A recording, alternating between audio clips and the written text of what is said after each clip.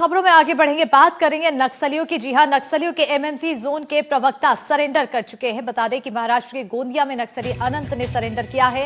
अनंत ने 15 नक्सली साथियों के साथ हथियार डाले हैं। सरेंडर करने वालों में 2 घायल 2 बीमार नक्सली भी शामिल हैं।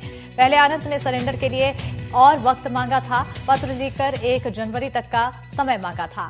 और ऐसे में अब फिलहाल एमएमसी जोन के प्रवक्ता अनंत की तरफ से सरेंडर किया गया है। नक्सली अनंत ने सरेंडर किया है महाराष्ट्र के गोंदिया में। 15 नक्सली साथियों के साथ अनंत ने हथियार डाले हैं। सरेंडर करने वालों में 2 घायल हैं और 2 बीमार नक्सली बताए जा रहे हैं।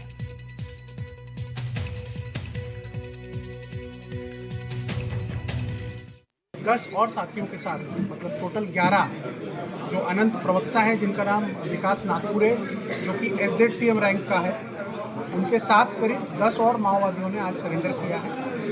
उसमें 7 वेपन्स भी उन्होंने समर्पण किए हैं, जिसमें एक SLR, एक इंसास, एक AK-47, 2 303 और 12 बोर वेपन्स, इसका समावेश है। ये सभी नक्सलवादियों पर मिलकर महाराष्ट्र शासन ने 89 लाख इतना बख्शीश जाहिर किया था। इन सभी नक्सलियों को सरेंडर हो जाने के बाद महाराष्ट्र शासन की और केंद्र शासन की जो पुनर्वास की नीति है, उस नीति के हिसाब से उनका पुनर्वसन किया जाएगा और समाज की मुख्य धारा में उनको जोड़ा जाएगा।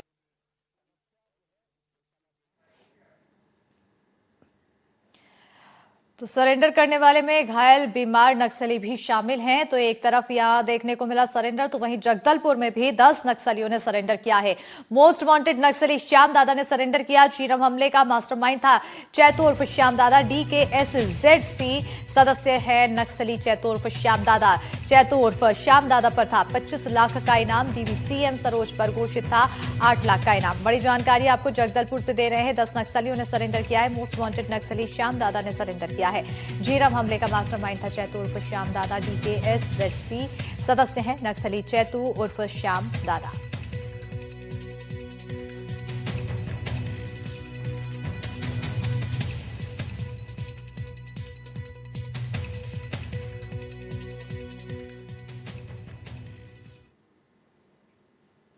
छत्तीसगढ़ में नक्सली लगातार सरेंडर कर रहे हैं और इसी सफलता पर CM विष्णुदेव साय ने पोस्ट किया है। उन्होंने लिखा है कि हमारी सरकार की आत्मसमर्पण और पुनर्वास नीति 2025 और पूना मार्ग गेम पुनर्वास से पुनर्जीवन जैसी मानवीय और दूरदर्शी पहल ने बस्तर में विश्वास, सुरक्षा और स्थायी शांति का वातावरण स्थापित किया है।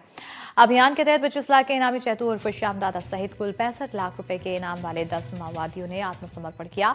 यह बदलते बस्तर और सरकार की नीतियों की सफलता का स्पष्ट प्रमाण है।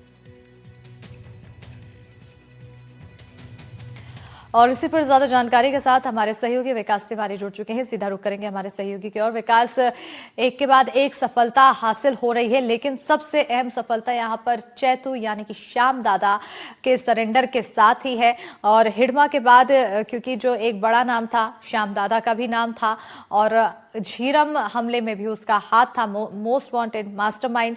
ऐसे में अब इस सरेंडर के बाद क्या माना जाए कि कितनी और हम नजदीक पहुंच चुके हैं नक्सलियों के खात्मे के लिए? देखिए, माओवादियों के अंत पर अगर बात की जाए तो सबसे पहले जब ये 31 मार्च 2026 की तारीख तय की गई थी, तो काफी हास्यास्पद ये बयान लगता था कि ऐसा संभव ही नहीं है। वो माओवाद जो दंडकारण में 4 दशक से काबिज है, आखिर हो कैसे सकता है कि वो 2 साल में ही पूरी तरह से नेस्त नाबूद कर दिया जाए। लेकिन पुरानी जो गलतियां हैं, पुराने जितने जो नुकसान जवानों को हुए हैं, और उन सारी चीजों से सीखते हुए जवानों ने एक नए पैंतरे का इजाद किया, नए तरीके की रणनीति का इजाद किया, और साथ ही साथ सरकार ने भी पुरजोर कोशिश की। और ये माना भी जाता है, ये राजनीतिक दृढ़ इच्छा शक्ति ही है जिससे माओवाद जो कि 4 दशक से काबिज था, वो केवल 2 सालों में पूरी तरह से इस तरह की स्थितियां पैदा कर दी गई हैं। इसी दंडकारण ने, इसी बस्तर ने 76 जवानों की शहादत देखी, 25 जवानों की शहादत देखी, मिनपा में 17 जवानों की शहादत देखी, और उसके बाद इसी बस्तर ने भी फुलथुली में 38 माओवादियों का मारा जाना भी देखा, और हापा टोला में 29 माओवादियों का मारा जाना देखा, और बड़ी संख्या में 158 की संख्या में, 210 की संख्या में हथियार के साथ लौटते हुए माओवादियों को ऐसे ऐतिहासिक पल का भी गवाह यही बस्तर बना केवल 2 सालों में। ये लगातार बदलती रणनीति और इच्छा शक्ति का ही परिणाम है, मुझे ऐसा लगता है। कल भी जिस तरह से चैतू दादा ने समर्पण किया, चैतू दादा बस्तर, मैं आपको बताऊं कि दंडकारण में सबसे अगर जो मजबूत डिवीजन है तो वो दरभा डिवीजन, और दरभा डिवीजन का इंचार्ज चैतू दादा, अब इसी से समझ लीजिए उनके प्रोफाइल। और लंबे समय से वो चैतू दादा दरभा डिवीजन के इंचार्ज रहे, और झीरम जैसी घटनाएं भी उनके इंचार्ज रहने के दौरान ही घटित हुई है, जिसमें कांग्रेस की पूरी एक पीढ़ी खत्म हो गई थी, और सबसे बड़ी माओवादियों के द्वारा की गई राजनीतिक हत्या भी इसे माना जाता है। हालांकि इसका खुलासा अब तक नहीं हो पाया।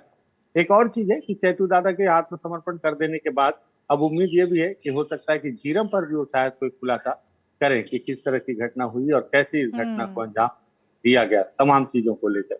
लेकिन और वही दूसरी तरफ जहां एनडीटीवी की टीम से 2 दिन पहले ही एमएमसी जोन के प्रवक्ता अनंत ने फोन पर बातचीत की थी, और पहले उन्होंने 15 फरवरी तक का समय मांगा, लेकिन छत्तीसगढ़ के गृह मंत्री विजय शर्मा ने जो बयान दिया कि 10-15 दिन के समय पर्याप्त है वापस लौटने के लिए, तो उन्होंने दोबारा फोन करके 1 जनवरी तक का समय मांगा। लेकिन फिर उन्हें यह महसूस होने लगा कि दबाव बहुत ज्यादा है, और जिस तरह से वो लगातार फोन कॉल पर संपर्क में है, कहीं ना कहीं उनका लोकेशन भी ट्रैक हो गया होगा।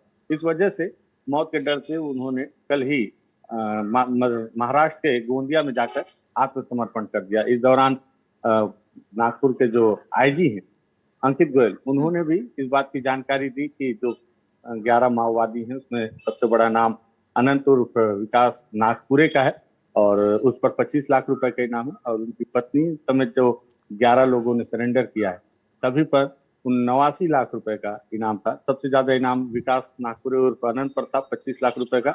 इन्होंने अपने साथ में 7 हथियार भी सौंपे।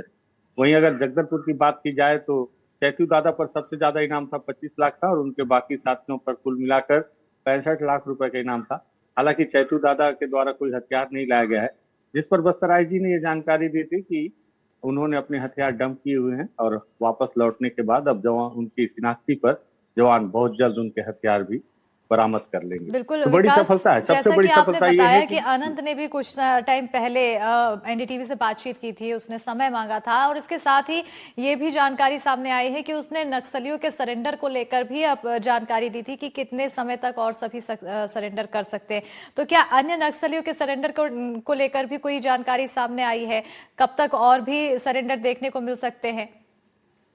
देखिए, जिस तरह से स्थितियां बनी हुई हैं मध्य प्रदेश, छत्तीसगढ़ और महाराष्ट्र के बीच में, तो बीते दिनों आपको याद होगा कि छत्तीसगढ़ मध्य प्रदेश की सीमा पर एक मुठभेड़ हुई थी, जिसमें बालाघाट के जो एसआई हैं, एसआई आशीष शर्मा, उनकी शहादत हुई थी। और उसके बाद से कहीं ना कहीं मध्य प्रदेश के जो जवान हैं वो बहुत ज्यादा नाराज थे, और लगातार उस इलाके में ऑपरेशन चल रहा था। ये बात सर्वविदित थी, और मुझे लगता है कि अनंत को भी इस बात का एहसास हो गया था कि अगर उनकी लोकेशन ट्रैक हो गई है और ज्यादा समय तक वो जंगल में रहेंगे तो उनकी जान को खतरा है, और यही वजह है कि वो सबसे पहले वो निकल कर आ गए। उम्मीद है कि अब वो मुख्यालय में बैठ के या पुलिस के पास बैठकर बाकी के माओवादियों से भी बिल्कुल संपर्क करने की कोशिश करेंगे, जिसकी चर्चा वो पहले कर बिल्कुल रहे थे कि सबको एकजुट करना। बिल्कुल।